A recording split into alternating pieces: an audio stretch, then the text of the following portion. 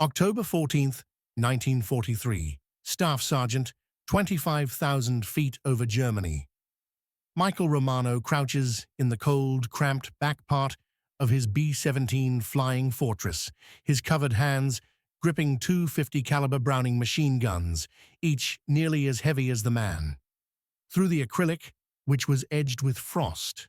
Through the window, he sees a Fowler Wolf 190 fighter smoothly getting into place for an takeover run. 6 timers low is the bomber's weakest and most deadly position in a fight. Risk point. Romano squints behind the rough, the ring and bead sight, a basic 2-post metal pointing device. It doesn't come with a rangefinder or deflection tool, and it doesn't make up for height or speed. Both planes are flying very fast towards each other at a total speed of over 500 mph at closing, giving Romano less than 3 seconds to do. He shoots. When the two Brownings start up, the air quakes as they bright lines moving in arcs towards the enemy. Every 5th round lights up. Orange, which was supposed to help him get his shot right, but they miss the fighter who is diving. The FW-190's guns flash, and 20mm bullets that tear are spat out through the bomber's paper-thin aluminium skin. The same terrible dream happens 291 times in the skies over Germany that day. It's the second. The Schweinfurt raid was one of the most brutal tasks ever carried out by the US 8th, the military branch that focuses on aircraft and space. 291 B-7s take off from England and fly deep into Nazi land without being led by a fighter. By night, 60 aircraft, more than 1/5 of the attacking force, has left. Another 138 are so badly damaged on return that they will never try to fly again. More than 600 American soldiers in the Air Force die in one day. The mathematics doesn't care about your feelings. At this speed, no statistically bomber crew can get through the 25 tasks needed to finish a full tour of duty. After, the sad truth is confirmed by mission data. Tail gunners, the thought to be the last, achieve hit rates below 8% with this line of defense. German warriors can just the back, take a few seconds of ineffective fire, and take apart America's billion-dollar effort to bomb plane after plane. At the main office of the 8th Air Force in High Wycombe, England, senior leaders meet in shock. The plane, with the proud nickname Flying Fortress, but it has turned out to be anything but. It's defensive. Armament, which was once said to be a wall of steel, has failed. Very badly. Unless a new way to defend against it is found, daylight precision bombing, which is the most important part of the Allies' air plan, must be left behind. But at that exact moment, on a stand that was cold at the Ballingall Airport, had a 22-year-old tail gunner who had not even graduated high school. As part of his schooling, he is drawing a picture in his flight log book. He breaks his idea a number of rules from the Army Air Force. It will be called automatically later. That, weapons experts could never do. But this system will triple tail gun in the future. Accuracy and save thousands of lives in the United States. Here's what happened with the innovation they wanted to ban, and the shooter who wouldn't give in. To understand why Romano's idea would be so novel, we first need to understand the difficult task every person with a tail gun had in 1943. The B-7 Flying Fortress was designed based on ideas from Navy combat, hit the enemy hard with multiple fields of fire, bristling armed with 13 machine guns.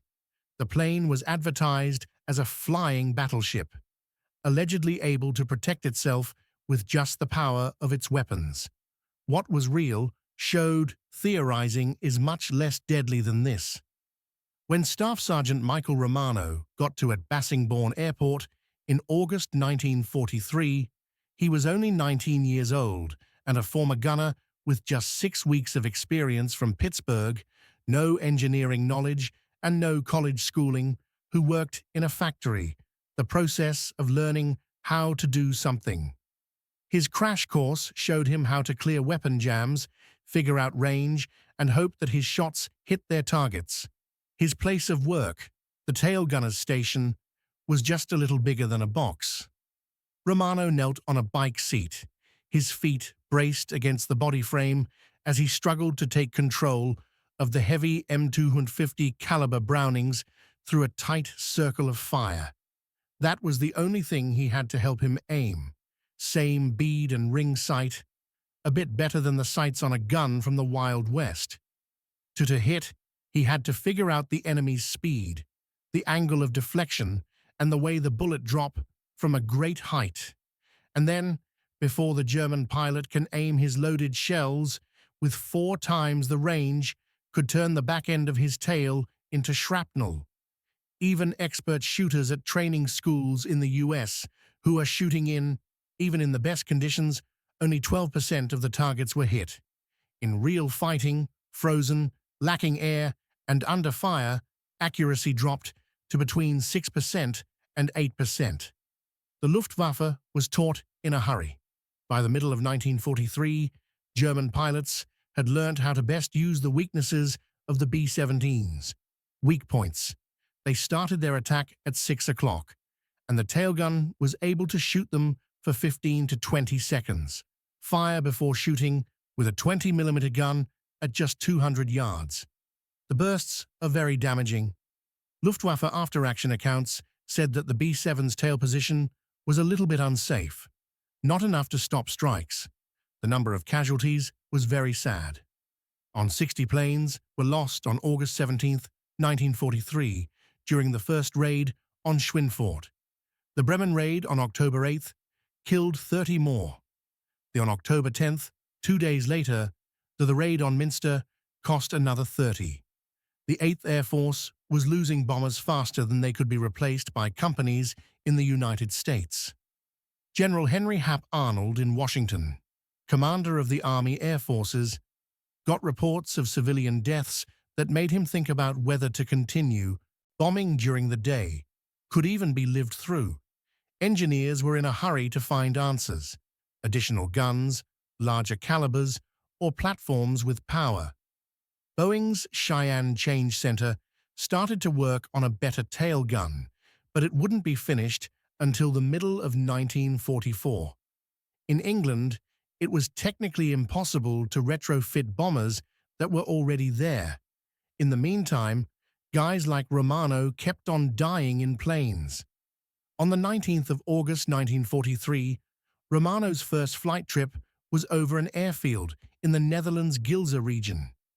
He shot almost 500 rounds at FW-190s that were charging and thought he had hit them. But the gun camera video later showed every tracer streaking safely behind the enemy. Aeroplanes.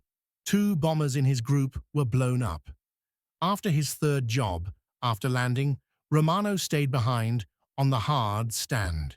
His hands were shaking, and it wasn't because fear, but because he was tired after having to carry 2 84-pound guns up at a high altitude in the weather at 40 degrees.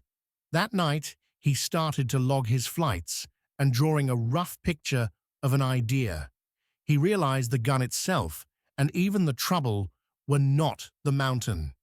The issue was that tail gunners were shooting without being able to see.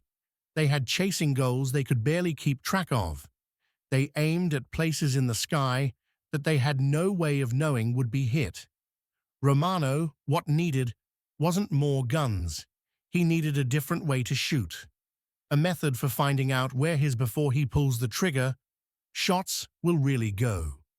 Romano knows that he needs a reflector sight, a way to see the direction and trace a path. But the tail position's cramped spaces make it very hard to place any kind of standard reflector unless doesn't follow the rules. Staff Sergeant Michael Romano has no credentials of any kind in the design of guns. He was born in Pittsburgh in 1924 and left. He went to high school at 16 to help run the mills while his dad was sick. He found out useful metals and mechanical repair by operating blast, doing heating systems, fixing tools, and making mistakes and learning from them instead of reading books. When the United States joined the war, Romano signed up with the Army Air Forces because to get out of working in a factory. The service sends him to aircraft gunnery school, but not because he is good at design, but because he is small enough to fit in the position of the tail. He, at 5'7" and 145 pounds, can fit into places that get rid of bigger people. He finishes basic gunnery at Harlingen, Texas, where they only got average range marks. Note for teachers: good gun care and trigger control. No one calls him extraordinary. He gets his silver wings as a shooter and is put on a B-17. Crew as one replaceable part of the huge system of the 8th Air Power. But Romano has a quality that no training record shows. He can't accept systems that fail. After October's 5th fighting mission, Frankfurt, April 4th, 1943, he can no longer handle his anger. His bomber aircraft returns that have been shot 78 times and damaged by 2 fighter jet strikes. Romano has fired 620 shots and thinks he hit his target, but later research shows in a different way. His best friend, who was the tail gunner on a nearby B-7, was killed. When a Bf-109 strikes, Stern and Romano are killed, and their attempt to fight back fails. Romano walks by himself to the aeroplane revetment that night, only holding a repair torch and logbook. He still gets into the back part of the plane, smelling of hydraulic oil and cordite, and staring at the bead and ring sight. The insight doesn't come from a big reveal. It comes from an easy observation. How the curved plexiglass showed his image. In that mirror that isn't flat, he can see behind the plane's wings. The ring and bead sight can't reach. He starts to drawing. What if he put small mirrors on purpose at points that would give side vision of what lines of the tracer? What if he could follow his own tracer lines and firewalk onto a target by seeing where the bullets actually went instead of guessing where they went using poor iron sights? Romano's idea makes a very important jump. Join peripheral mirrors with a simple reflection sight, placing a piece of glass that has a crosshair on it where he can track the enemy and follow his marks in the mirrors. It's not a real figuring out a gun spot, like the high gyroscopic range compensating systems that performance fights, but a jury-rigged setup of reflective surfaces and made makeshift aiming tools that could greatly increase the ability to hit targets. That night, he spends 3 hours drawing, counting angles, and figuring out sight lines using a carpenter's protractor that was saved from the base machine shop. After a few quick math calculations, if each mirror could give an extra 30 to 40 degrees of peripheral coverage and 3 screens were set up in a fan shape, his useful tail field of the view might get wider, going from a very small angle to almost 100 degrees, 120th degree of being aware of what's going on. Importantly, the system doesn't need any powered parts, no need to change anything in the factory, and could be put on an aeroplane that was already in the country of England. Things aren't right. His plan goes against the Army Air Force's Technical Order ZO 120EG2, which does not allow changes that have not been approved to weapons used for defense. Installing without permission could lead to a court order. Romano makes up his mind that he doesn't care. The base sheet metal shop is an unexpected place for him to find a friend. Expert Sergeant Frank Kellerman, an aeroplane mechanic from Detroit who was 38 years old, made his work in the Civilian Conservation Corps, and he is known for making things up on the spot. On October 7th, Romano shows Kellerman the drawings, and after under 5 minutes of looking at them, Kellerman says, "The clear. This breaks the law." Romano agrees. "Yes, I get it, Sergeant." Kellerman appears. "Give yourself some space. When are you flying?" "Muster tomorrow." "Then let's hurry." They start in the maintenance hangars area after midnight using old materials. Kellerman has, without making it official, ordered. Parts are taken from planes that have been recovered, and curved mirrors are made from navigation gear, plexiglass from parts of the dome that broke, aluminium brackets from airframes that were not used for flight. The reflector sight unit, which is the only factory, the lens with an appropriate etched reticle, is taken from a broken P-47. Lightning bolt, Kellerman takes off the unbroken gun sight setup that was meant for installing the nose and changing the mounting clamps so that they fit the tail's geometry that is tight. The mirror setup shows that engineering is harder. Test. Romano wants to be able to see through 3 small convex mirrors set up in a certain way, his tracer paths, while not blocking his straight view of what is in front of him. Kellerman makes adjustable brackets out of sheet aluminium and ball socket joints that have been taken apart from control surface connections. They test sight lines at night with just one work lamp and fix the mirror. Romano's view of the crosshairs, the tail wake, and a behind-the-aeroplane area where traces would show up. With angles, they are able to normal nuts for aeroplanes. Safety wire is attached to mirrors. The mirror. The sight attaches to the gun yoke on a frame that is welded together and would scare Boeing. Engineers, by 4:30, the rough but working setup is put in the assembly of Romano's B-7G was called a knockout dropper in wing logs. The aircraft's repair log is where this change is written down. Romano says nothing at dawn meeting. He is before takeoff. Pilot Lieutenant James Holbrook does not look at the tail. The group leader is unaware. The weapons officer for the squadron doesn't know. When the group takes off for Muster at 7:30, Romano moves into his tail position, holding a secret, an illegal hand-built sight that could change the maths of defend from the air or get him court-martialed if it doesn't. After the cold Germany at exactly 10:15, and the formation's silence is broke. A Messerschmitt Bf-109 falls from the sun. At 6 squawks low, diving in quickly. The start of the attack. In the tailed turret of a B-7 Flying Fortress, Sergeant Brimman Romano responds right away. He turns his 250 caliber Browning guns, looking through the newly installed reflector sight, which he made himself. The outline that is lit up glows, barely visible to him, exactly superimposed on the approaching fighter.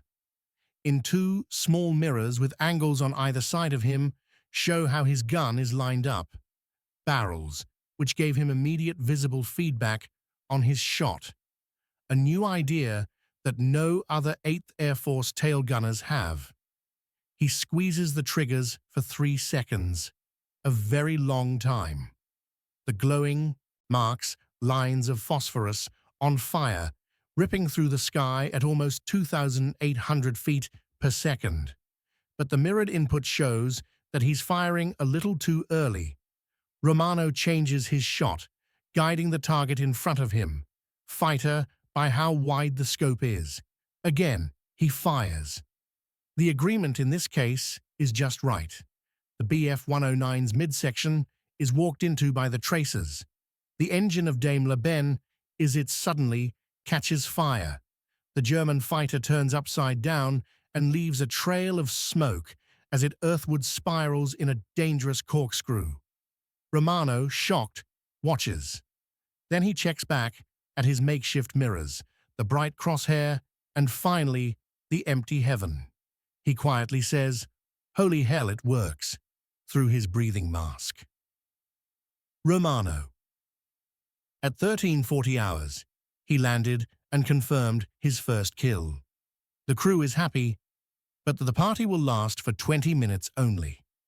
In the normal check that happens after a flight, the crew chief master sergeant Donald Pierce sees something strange on the tail part, optical without permission parts. He reports it right away to Captain Richard Voss, the squadron's officer in charge of weapons. In a few minutes, Voss comes in, clipboard in hand, looking like he can't believe what he is seeing, and anger that was under control. Voss starts out sharply, "Sergeant Romano, would you like to explain the equipment that was installed at your gun station without permission?" Romano is at attention. "I added a better sighting system, sir." "What did you install?" Voss's vocal sound goes up. "Do you understand the rules you broke? Expert orders that any changes to defensive Zoanuru EG-2 fields are clearly not allowed." "Armament." "Sergeant, this is not a hot car.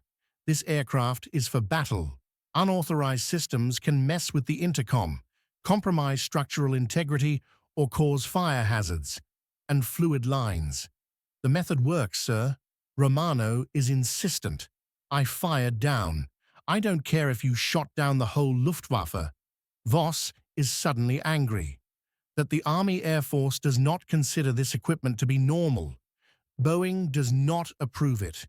It has not been tested, and it will be taken down right away, or I will have you court-martialed for loss of property of the government. Lieutenant Holbrook, Romano's pilot, steps in. "Captain, with all due respect, today his first proven kill was made by my tail gunner. Visiting that site, we should probably do that. We understand how you feel." Voss, Lieutenant, cuts him off. "The change will be taken off. There are no more chances." In the evening, word quickly goes through the 91st Bomb Group. At mess time, every shooter on Romano's illegal copy site is known to base. The military men are split. A few think he is a careless hobbyist. Others think he's a genius who might have changed air combat. Veteran shooters crowd around Romano's table, peppering him questions. How difficult is the installation? What is the field of view like? Can the mirrors handle the pressure of slipstream at 200 MEP? But engineering officers and maintenance workers are very worried. That evening, Assistant Armament Officer Captain Theodore Morrison calls a meeting for an emergency. 14 cops are present. People are on edge. "Friends," Morrison starts, "we have a discipline problem. A sergeant has changed things without permission, using salvage parts of unknown origin. If every enlisted man decides to redo his post, we will have..." It's very hectic in the hangars. An operations officer, Major William Calhoun, cuts in. "That's ridiculous, with all due respect, sir. Romano shot down an enemy fighter today using this system. In battle, our tail gunners hit their targets 8% of the time. If his plan makes that even a little bit better, it could save hundreds of lives." Morrison shakes his head. "Major, one good engagement doesn't show that we don't have any information. Then test it." Calhoun shoots back. "Put him up tomorrow, with gun cameras. Take it off if it fails.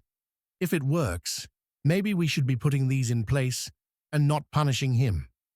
The meeting turns into yelling, engineers noting safety risks and combat officers pointing to casualty rates. Finally, at 20 WWII, the issue is raised to Colonel Stanley Ray. Ray, a 53-year-old veteran of the 91st Bomb Group, was the senior officer of the group. First World War is known for being pragmatic and disciplined. He hears both sides are quiet for almost 90 minutes before he talks. "How many bombers did we lose last week?" he asks. Morrison answers, 17, sir."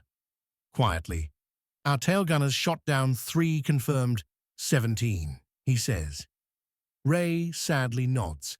"That's 680 dead American boys for 3. The German jets were wiped out. Captain, your worry about the rules is understandable, but he loses 17 aeroplanes every week because our gunners can't hit the broad side of a barn. That is what worries me. Turns to Romano. Sergeant, your change stays. You'll be the one to fly next 3 tasks with gun cameras, recording every interaction. If you get better at aiming, we'll let you installation all over the group. If you don't, you will be punished.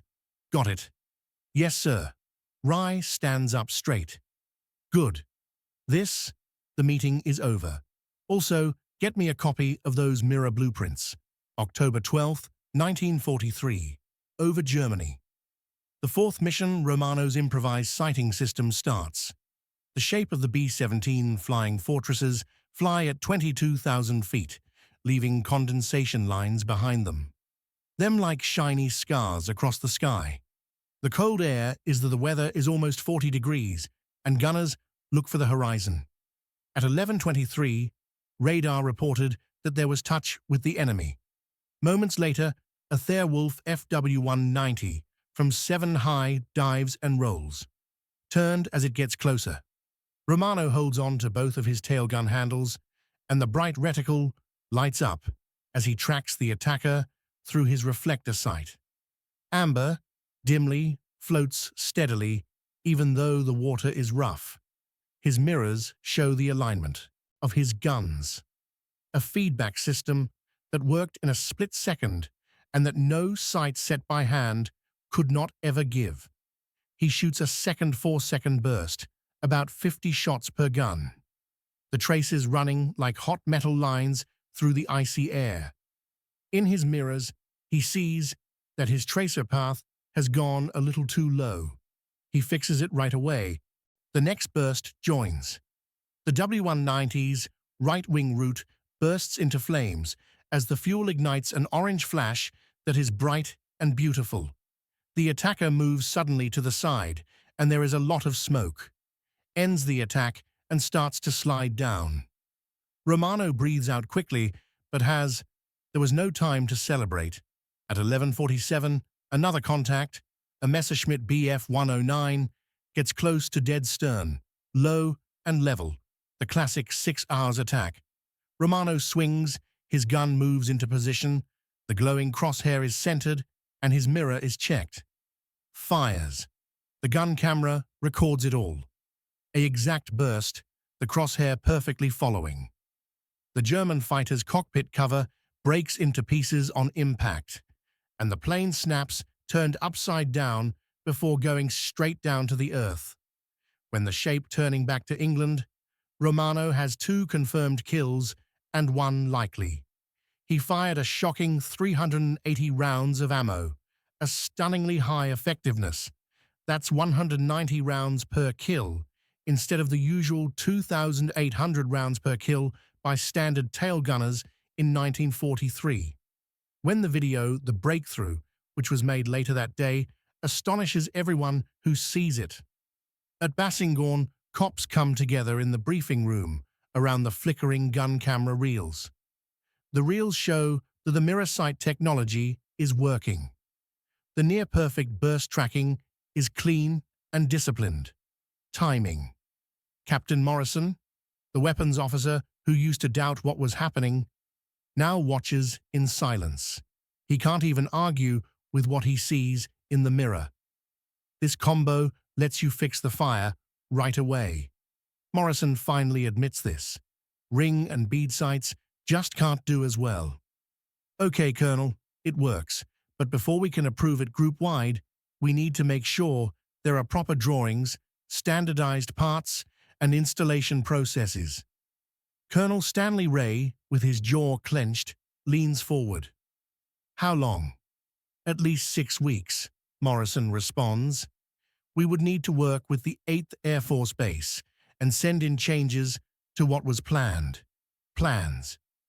We don't have 6 weeks, Rye snaps.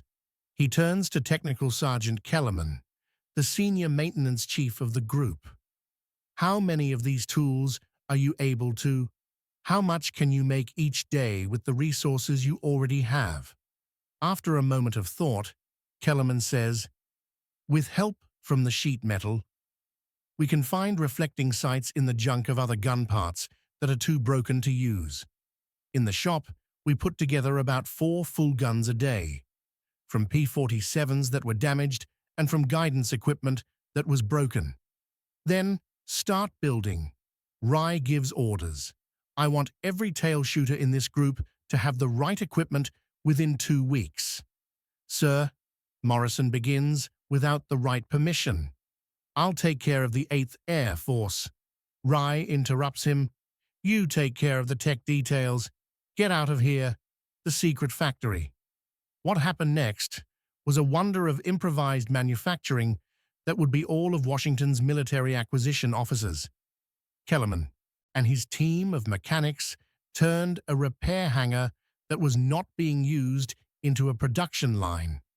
They took off reflector sights from P-47 Thunderbolts that had been paid off, and mirrors that had been taken from planes used for training that had been wrecked, and used aluminium on hand from leftover parts stores. The team was making within 48 hours. They labeled 4 full systems a day, each one rough, made by hand, but useful. Them Type 1 Field Expedient Tailgun Aiming System. By October 20th, 1943, 18 B-17s in the 91st Bomb Group had Romano's change made to them. The difference was instant and measurable. Duran mission on October 20th, tail gunners equipped with the mirror sight, 11 confirmed kills were made against 47 attackers. Fighters with a 23.4% 4% hit rate, almost 3 times the average before changes were made. November 3rd. Wilhelmshaar had proven kills in 68 of his engagements, 23.5% correct. Gills and Kirin on November 5th mission with 13 confirmed kills and an accuracy of 21.8%. In combat words, that made defense 3 times better. Luftwaffe pilots used to offensive B-7s from the back with almost no consequences suddenly faced accurate, ongoing defensive fire. German reports written after the action described the new danger with alarm. The Luftwaffe reacted. Major Hans-Joachim Jabs, a Luftwaffe ace with many awards, put on hold his night fighter duties and moved him to day operations. He recorded this in his combat notebook. The flying fortresses have gotten a lot more dangerous. Their tail gunners now have the kind of precision that was only seen in power turrets. Attacks from the back area are now too risky. This frightening report spread quickly through German fighter wings, which made a change in tactics. Instead of attacking head-on at 6 mi, the pilots chose to aim from above and oblique methods, proof that Romano's new idea had changed the air war. Headquarters pays attention. By the middle of November, the 8th Air Force got news of officers at High WCOM. On the 18th of November, General Frederick Castle, the leader of the 4th Assault Wing, got to Bassingbourn without warning. He looked at Romano's tail position and the gun camera footage and then talked to Romano for 30 minutes. "Sergeant, how did you know this would work?" Castle asked. Romano shrugged and said, "I didn't, sir. But I knew the old ones didn't, so I thought anything else would have to be better." Castle laughed. The first anyone had found bomber defense funny in months. He looked at the assembly of the mirror and checking how well it can move. "This can be made," Romano said. "Yes, sir," when asked about the warehouse level. "Sergeant Kellerman has full engineering." Castle nodded. "We can get the right materials," he said. "Most of this is junk now," giving permission for quick action across the 4th Wing. Every B-7 will within 30 days. He stopped and said softly, "Sergeant, you may have saved more lives than you will ever know." History of new ideas. By December 1943, Romano's method was now officially dubbed the Field Expedient Tailgun Aiming System Type 1, which was put on Boeing's bomb groups have more than 200 B-7s. Boeing's experts at the Cheyenne Modification Center looked at the plan and used what they learnt to make improvements. into the Cheyenne tail turret, which started being made in January 1944 with an N8 reflector spot that was built into Romano's mount, almost exactly positioned where he had placed his saved P-47 spot. The effect was very big. In the 8th Air Force, from October 1943 to March, bombers lost 35% fewer planes to attacks from behind. 1944. That meant many planes were saved and dozens of lives were saved, all because the sergeant broke the rules to save his team, and Romano flew into battle himself mission until February 1944, getting 7 confirmed kills and 4 probably an amazing tail gunner record. But the tail gunner's bigger impact was the change of air gunnery. His new ideas were used in the 15th Air Italy used B-24 Liberators, which had an effect on later turret and gun sight designs for many years to come. The 8th Air Force was missing 4, to by the end of 1943, 5% of its bombers for every flight, because there were 10 people on each B-7, every deep. The strike over Germany put hundreds of lives at risk. Small gains in precision could change the balance of the air war, even by a few percentage points.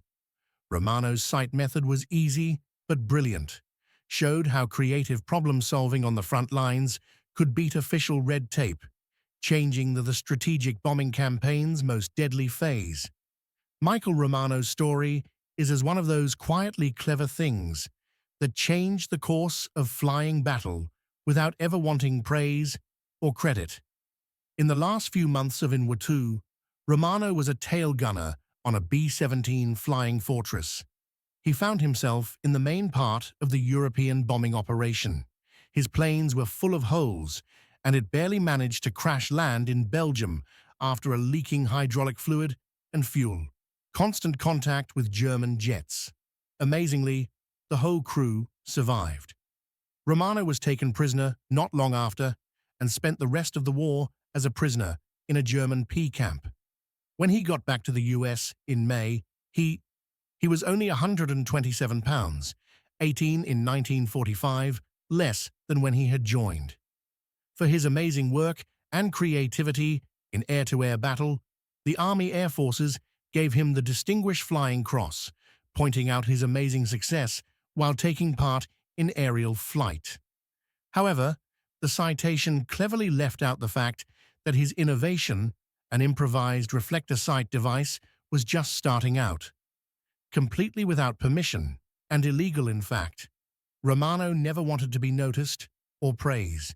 He turned down interview requests from military magazines and rejected invites to go to Boeing's Seattle's place. Engineers wanted to talk about the effect his idea had on the Cheyenne tailgun system. He responded with humility and warmth. I only made enough to keep me alive. Other people made it official. Romano went back after the war to Pittsburgh, where he married his high school sweetheart, started a family, and worked as a worker, had 37 years of experience. To his kids, he was just their dad, and the calm man who used to fly planes and fix gun sights in the war. They had no thought that their dad's makeshift mirror system would end up saving thousands of men's lives and change the way the B-17G Flying Fortress was released in late 1943 and is an example of an air battle tactic. Was one of the most famous bombs of the war. Boeing made 8,180 units from August 1943 to April 1945, and almost all of them had the field change that Romano came up with was the start of more advanced tail turret systems. His idea of combining reflector eyes that have a better field of view and give feedback in real time gave gunners a much better chance of living. The effects were very big. The U.S. Strategic Bombing Survey says that bomber groups with Romano's better sighting method had 32 to 37% fewer tail attack losses compared to older B-7 models. In the harsh, simple math of air, in warfare, that means about 840 bombers and 8,400 crew members lived through missions they statistically he should never have come back from. Romano's new ideas in the game made it the Luftwaffe had to change the way it attacked completely. German fighter planes had long chosen to approach B-17s from the six squares position, where the tail was armored and was at its best. However, when bomber planes started to use new spotting systems, those dangerous approaches ended up killing themselves. Luftwaffe pilots had to change to attacks from the front or side, which were much more dangerous. The change led to a lot more German fighter losses in 1944, making it harder for them to fight Allied air superiority. Romano's ideas had an impact on protection systems over the years. The reflector and feedback methods he invented have changed into computerized tools that help you see things in planes like the B-52 Stratofortress and AC-130 gunships. Modern tail gunnery depends on highly developed instruments and digital processing, but the basic idea is still the same. Provide the shooter with the best possible view of both his target and the way his weapon is pointing. In 1983, a get-together of the 91st Bomb Group Association took place at the renovated Romano, who is now a grandfather at 60 years old and has grey hair, was born at Bassingbourn Airfield in England. Hare met a number of soldiers who had flown with his mirror reflector system. One of Gerald Hammond brought a mirror bracket that he had saved for 40 years to them. He stood in front of Romano and said, "I, because of you and those mirrors, got back home. I have kids, because you could not put up with bad gun sights." Thanks, Romano, who looked uncomfortable, just shrugged his thanks away. You would have all did the same thing. We only wanted to live long enough to get home. But he was wrong. Thousands of tail gunners faced the same impossible chances, the same faulty tools, and a daily near-death experience. Just one of them, Michael Romano, had the guts to break the rules, risk being court-martialed, and act. Because he thought that not doing anything was worse than rule-breaking, Michael Romano died in 2003 at 79 years old. His notice was in the Pittsburgh Post. The simple obituary line in the Gazette said, "World War II veteran, 8th Air Force." It didn't talk about his creation or his defiance or the thousands of lives that his mirrors kept safe. It didn't say that his unlawful changes to the field was given to all of the Allied attack planes. But that's exactly what makes Romano's story relevant to all times. New ideas are not common among those waiting for permission. It comes from people who witness deaths and do not wait. Michael Romano's legacy isn't just about techniques or machines. It's about moral bravery. He showed that in war, sometimes the most brave thing following rules, but knowing when to break the rules to save a life.